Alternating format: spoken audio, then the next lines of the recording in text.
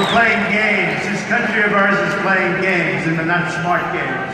So I want to thank everybody. I want to thank the folks from Richmond. So here's the story. You know, I have a lot of property, a lot of employees. I think some of them are here. Where's Carrie? Where's Carrie? You know, we have the vineyard. It's the largest vineyard on the East Coast. And I don't drink. Can you believe it? But it's the largest. Well, there she is. Hello, Carrie. Are we doing well? We've got a lot of employees. How many employees? 110? That's a lot, right? That's a lot. That's great. You're doing a fantastic job. So it's in Charlottesville, the Trump Vineyard, and I don't know if you want to try and come up here. Come up here, Carrie. What the hell? We up all night? So great. I'll tell you, so great. And then in Loudoun County, you know Loudoun County, I have a great club. How are you? We have a great, where are those people? Look at them. Loudoun County on the Potomac River, one of the most beautiful clubs you've ever seen, and one of the best golf courses anywhere in the world, and it is beautiful. And I think we're going to take the press over there someday. We're going to do a news conference on the Potomac River, okay? All right, we'll bring them over. So I want to talk to you a couple of things. First of all, where is she? She's so unbelievable. What a job. What a job. So I want to talk to you. It's been an amazing period of time for all of us, because it's a movement. I mean, think of it.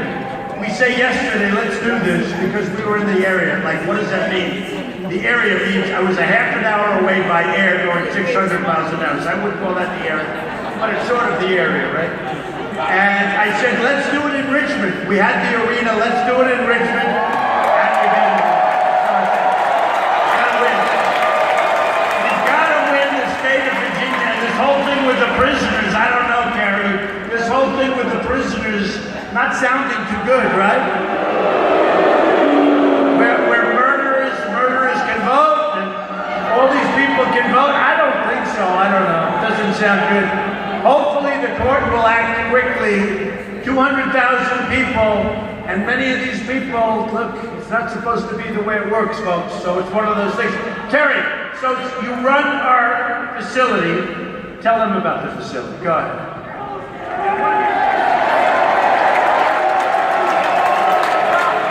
Honestly, more than the winery, I wanted to tell them about you and what an amazing boss you are, but more than a boss, a true leader. And really, you can run and have so many successful companies just by being a boss, and your leadership and your vision is just what this country needs to be great again.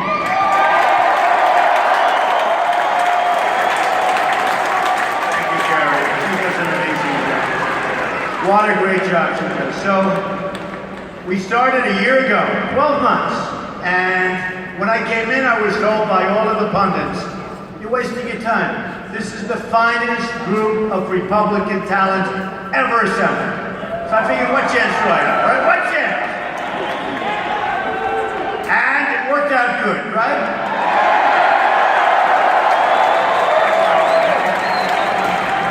And we're doing well, I'll tell you. The polls are looking good in Virginia, by the way. Looking good. Said, I'm going to be here a lot. Do you mind over the next 5 months? I'm going to be here a lot. I'm heading down to Florida. We have a massive crowd tomorrow in Florida. We're heading down there, and we're going to be in Tampa. And great place, Tampa. And I said, let's stop on the way down. That's why we're here, and I appreciate everybody coming out on such short notice. We love you, Richmond, and we love you, Virginia.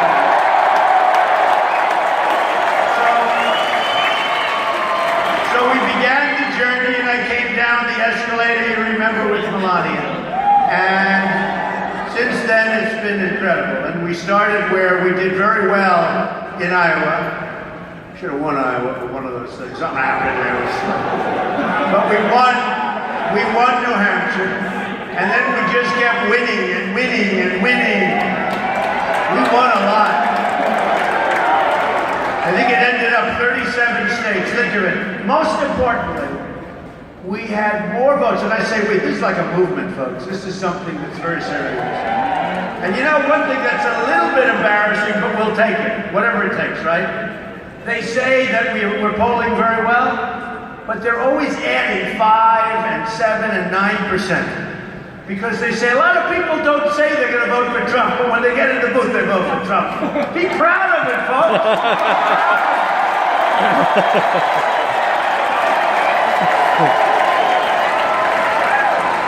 It's true, you know. I didn't know, was I supposed to be happy or insulted? Now then you have the opposite effect.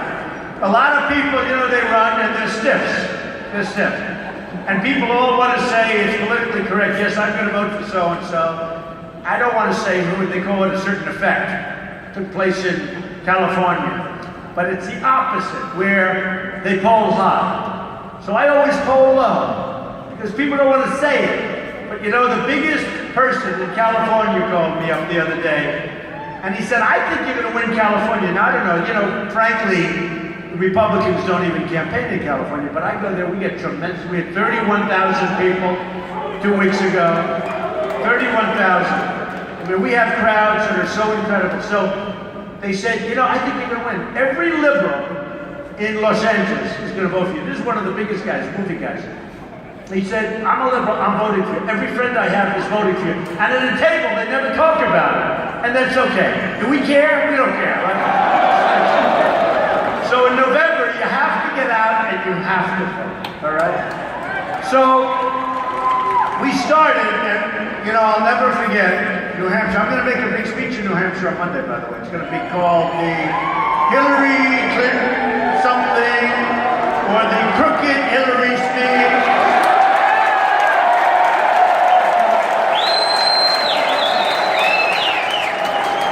So dishonest. You see the $250,000 she got today? She got $250,000, was just reported by ABC. Congratulations, ABC. But she just got $250,000, and some guy gets a position having to do with nuclear. Okay, give me a break. There's so much corruption. There's so much going on. And this Josh Earnest yesterday said criminal investigation. He wasn't supposed to say that. But if the system works, she's really not allowed to run, folks. The system. You know what? I want to run against her badly. But it's really unfair. No, it's really unfair to other people. It's so unfair to other people who did 10% of what she did, and they ended up destroying their lives. Okay? It's very unfair. So, you know, you have a president coming out and endorsing somebody that's under criminal investigation. I mean, you know, criminal investigation. So you have a president, he comes out, she's under criminal investigation, and he endorses her. I don't think, I mean, is this supposed to be the way the country's supposed to be run? I don't think so. And then you have a couple of spokespeople. You know, you have Vice President Biden, very nice. Bernie looks like he's about finished, I will say. Bernie, it looks like it's over. The system got to Bernie. I told Bernie, I said, Bernie, it's a rigged system. Please remember that. And I said, don't forget, it's a rigged system for the Democrats and the superdelegates. It's a rigged system for us also. But I won so many states by such landslides they couldn't do anything about it. Good deal. You know, I always say it's like the boxers. They go into an unfriendly territory like Richmond, Virginia, right? Let's say you had a boxer here, and he was good but not great, and he's fighting the champ. But with these people, they spend a lot of money to see a fight. So they go into Richmond, unfriendly territory for the champ. And I say, champ, what the hell are you doing? You're going to get a bad call. He says, no, I won't. If I knock him out, Mr. Trump, there's not a thing they can do. And that's what we did, folks. We knocked him out. We knocked him out. So we went to New Hampshire. That was my first victory. And then we just went right along. And then, of course, in Massachusetts, we got almost 50% of them. But that's with many people running. Do you ever know the pundits where I have like 11 people running and I get 38% in the state? And they go, he didn't crack 50. There's something wrong. It's a long time. Now I'm cracking 78.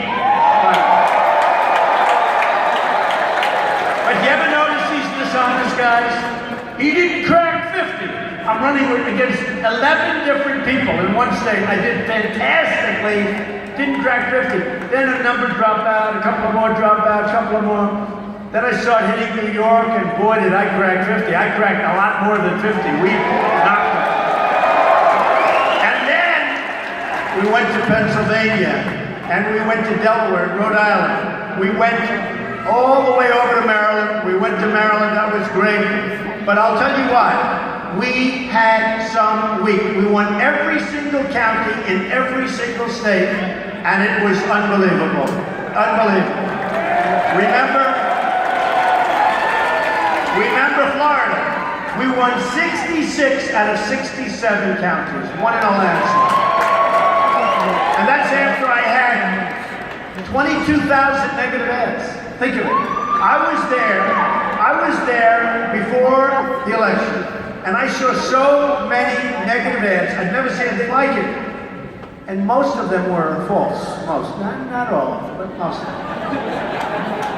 Pretty false. I'll tell you, it's really, I mean, you should be able to sue for false advertising.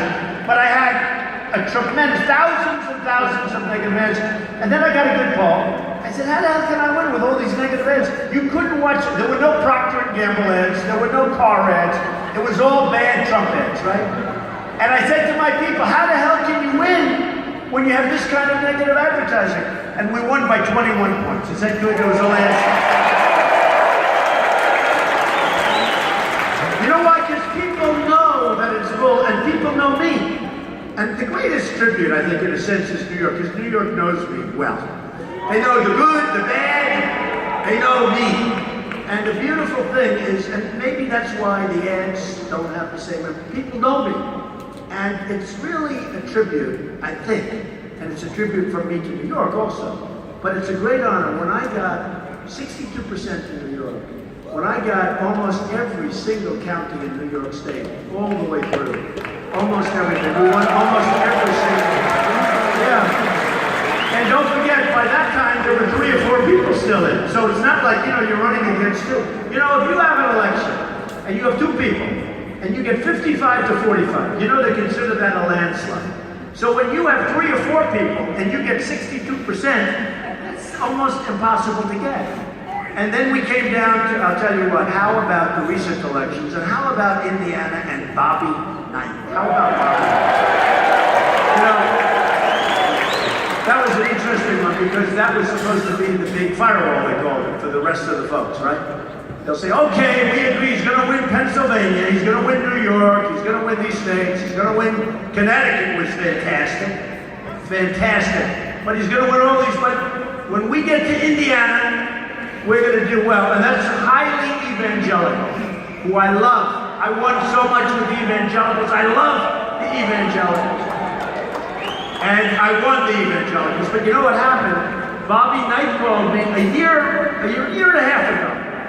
And he said, Trump, I never met him, on the phone. He said, Trump, you should run for president. If you run for president, you'll win. And my wife said that too.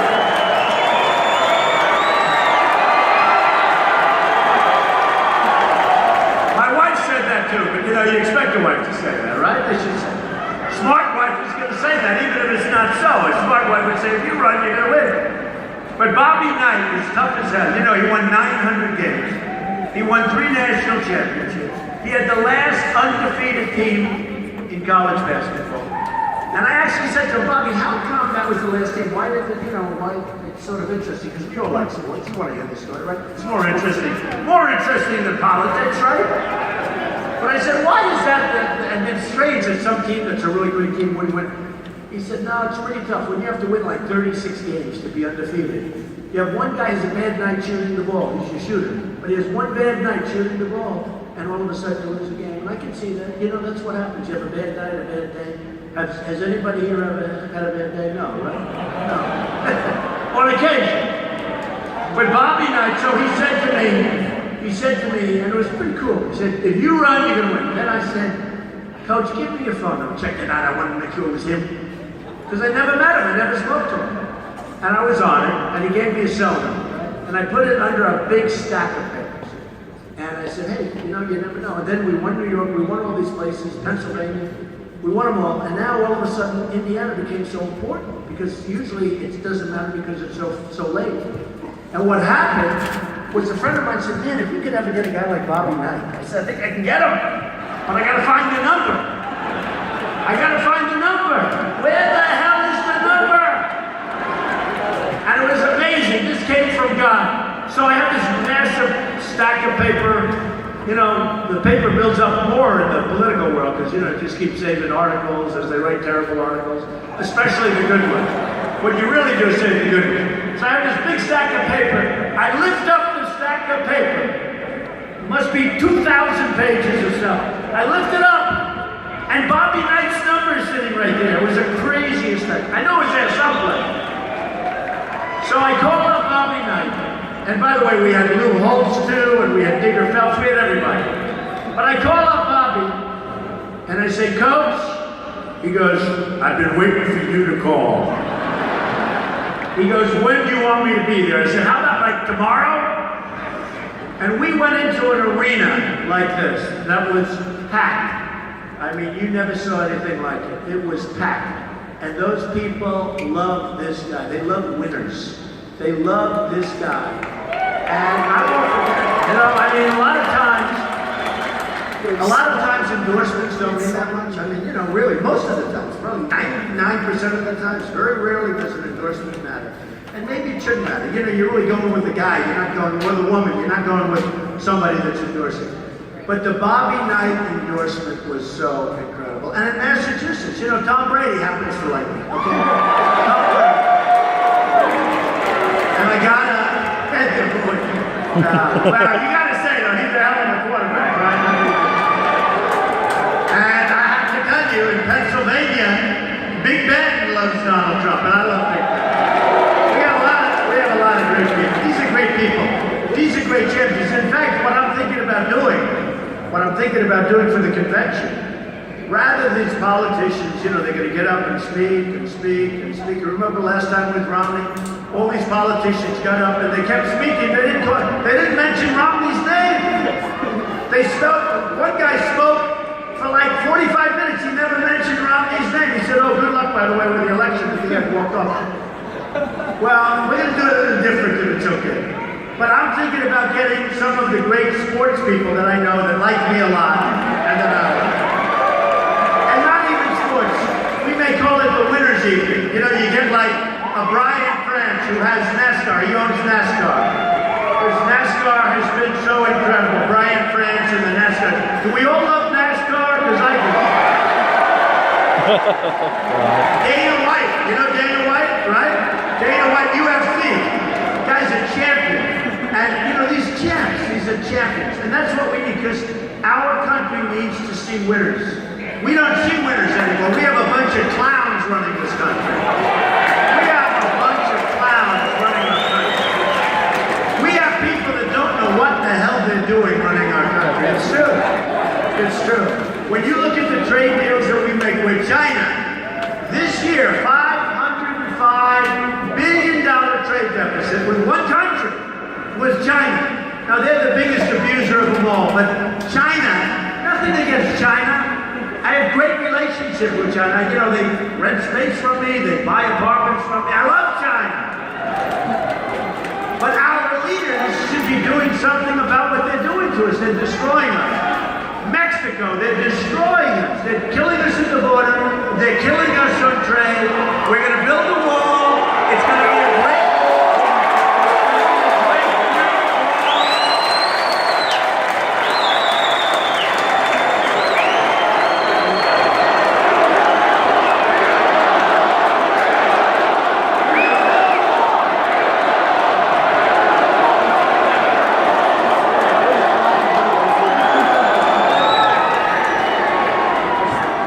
It's going to be a great wall. It's going to be a real wall. It's not going to be one of these little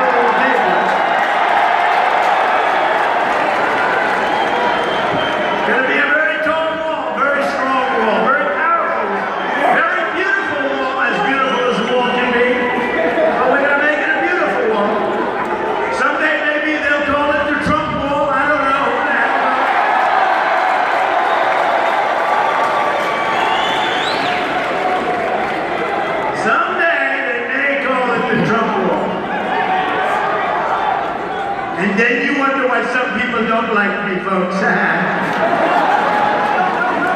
You know what? I'll tell you what.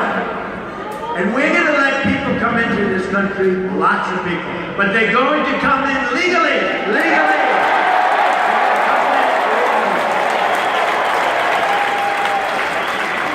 And for those of you that haven't been listening, who's going to pay for this wall? 100%. You know, when I was on the stage, don't forget I had to debate all these politicians, and that's what they do. They debate. Their whole life is a debate. Nothing gets done, but they debate. So I had these guys. We had 18. We actually started off with 18. Some people say 17. I think it was 18. But whatever it was a lot of people. In fact, it was so much they couldn't get them onto one stage, right? So they called it the children's stage, the second stage. But I was center stage every single debate. Was that good? Every you know, it was amazing. So I heard one's a debate champion, one went to Harvard, one went to Princeton, one went here, one went there, one was a national debate champion. I'm saying, what am I getting myself into? But they never had somebody interrupting them every single word they said. You're lying, you know you're lying. And you know what was fun? Every single poll, you know, you had the Drudge poll. You know, Drudge is the best guy. Every single poll, you had Drudge, you had Time Magazine, you had Slate, you had like 7 of them. Every single poll of every single debate had me winning every debate. Every debate. How did that happen? And I never did it before. I've been doing this now for 11 and a half months. Am I doing a good job? I'm representing. And on the primaries, you know, I spent $55 million of my money, $55 million. Now that sounds like a lot, but it's peanuts compared to what these other guys spent, and they came in last, and I came in first by a landslide, so I didn't have a lot. But the debates were amazing because I went in and I got that first question was nasty. Oh, remember that? Fox. They had the largest audience in the history of cable television. Then 2 weeks later, 3 weeks later, CNN, Fox had 24 million, CNN had 23 million people. That was the largest audience in the history of CNN. Now, you think they were there because they were watching one of our competitors, folks? And they actually say that the debate between Donald Trump and crooked Hillary Clinton will be the most watched debate in the history of television. And one of the biggest shows in the history of television. More importantly than that, they say that the election between crooked Hillary and myself will be the biggest voter turnout in the history of elections in this country. It's nice. You know what? That's nice. Because, you know, a lot of people don't vote in this country. You have a very low voter turnout. They say this will be the biggest voter turnout in the history of our country.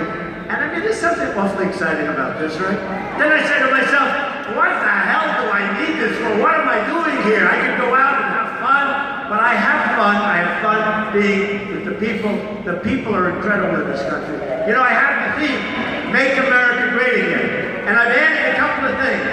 I'm adding, Make America Great Again. Right now, I'm adding, Make America Great Again. I'm adding for everyone, because it's really going to be for everyone. Not going to be for a group of people.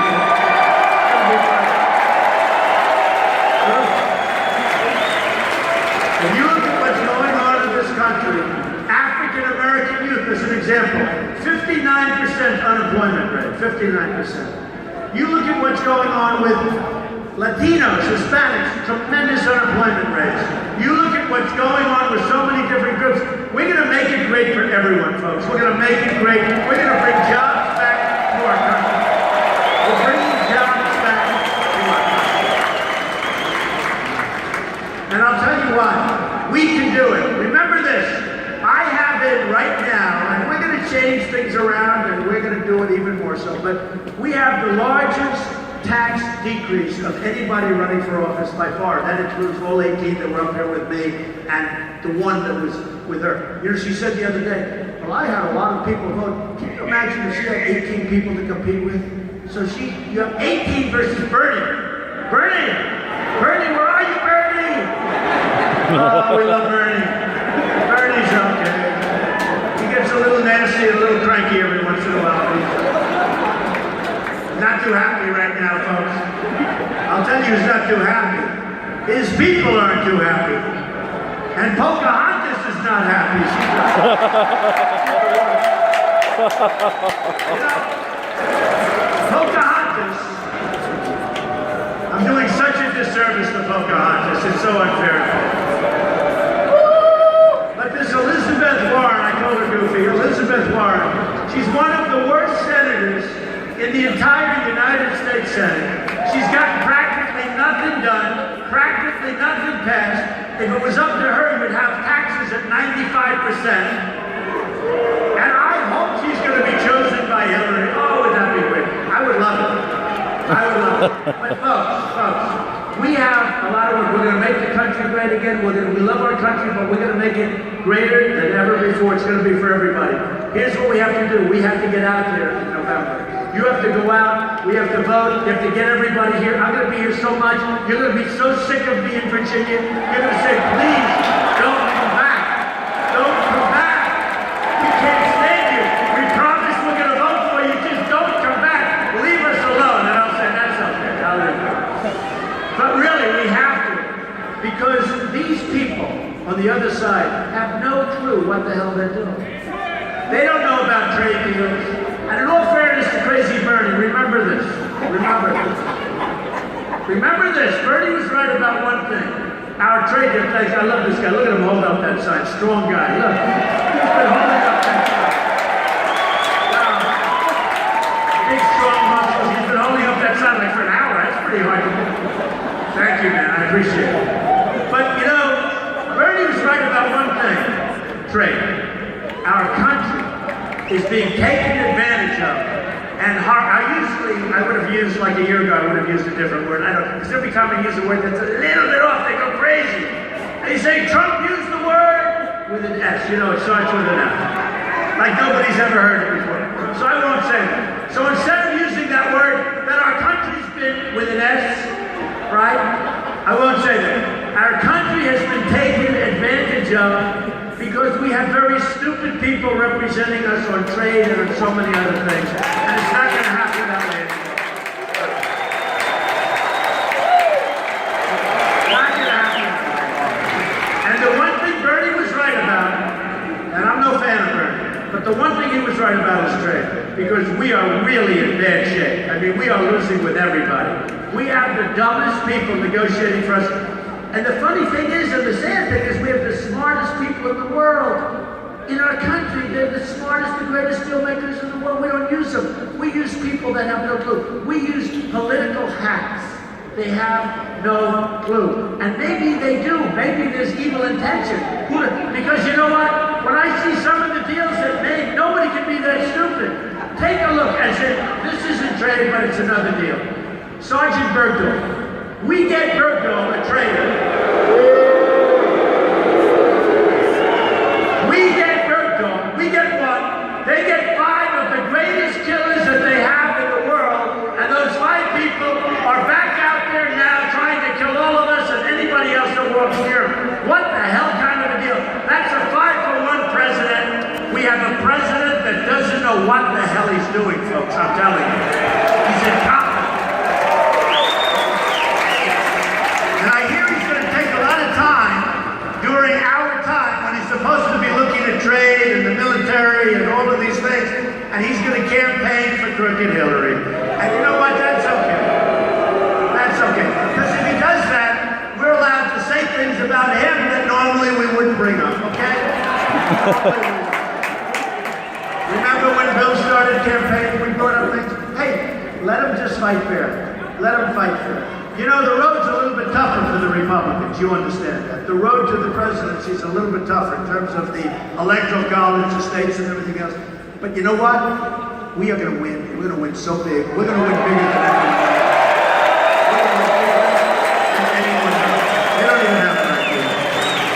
They don't have it. One of the important things that I have to tell you is, and one of the reasons this election is so important, Supreme Court justice. So we lost Justice Scalia, who's great. And we now, I mean, it's possible that the next president will have a record number of Supreme Court justices. It could be as high as 5. It'll almost definitely be 3. But it could be as high as 5. There's never been anything like that.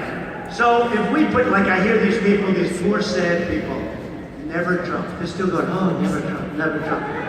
These poor guys, never Trump. I saw it today. I saw it today. By the way, I am the least, just so you know, I am the least racist person, the least racist person that you've ever seen.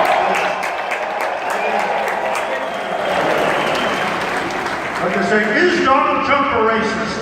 I am the least racist person that you've ever looked at, believe me. But these poor people, you know, they're trying to never Trump, never Trump. They've been doing this like for months. They did it with Indiana.